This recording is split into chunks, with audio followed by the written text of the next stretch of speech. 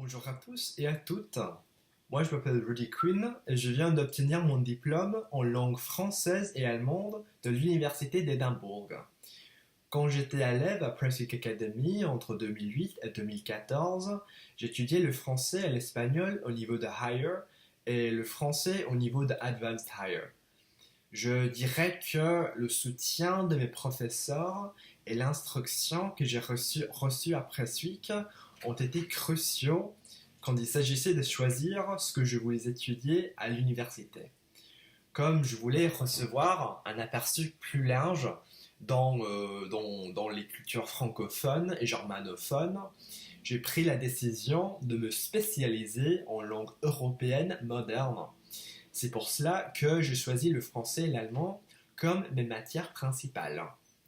Bien que j'ai été assez nerveux au début de mes études à cause de mon nouvel environnement et de tous ces étudiants plus expérimentés que moi, je me suis vite acclimaté à ma nouvelle vie d'étudiant. Partout dans le Royaume-Uni, il est normal que les étudiants en langue étrangère partent faire leur troisième année à l'étranger. Et ce, dans un pays, dans une région où on parle la langue étudiée. Par exemple, si on étudie le français, on peut soit étudier à une institution francophone, comme moi je l'ai fait, soit travailler dans une entreprise, soit faire un stage, soit enseigner l'anglais dans une école française.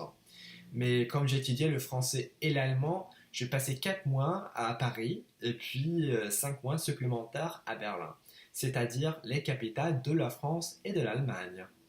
À Paris, j'étais inscrit à ISIT, une grande école qui se spécialise dans les langues étrangères, la traduction et l'interprétation.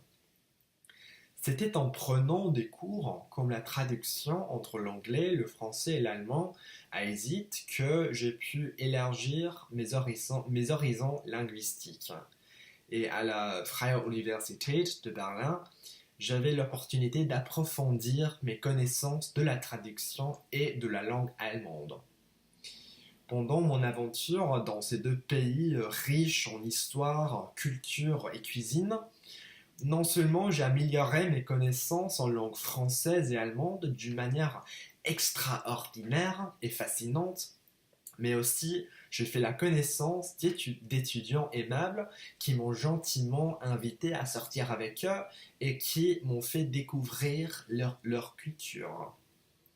Pour l'instant, je suis en train de me préparer à partir une année à Metz dans l'est de la France pour enseigner l'anglais à l'université de Lorraine.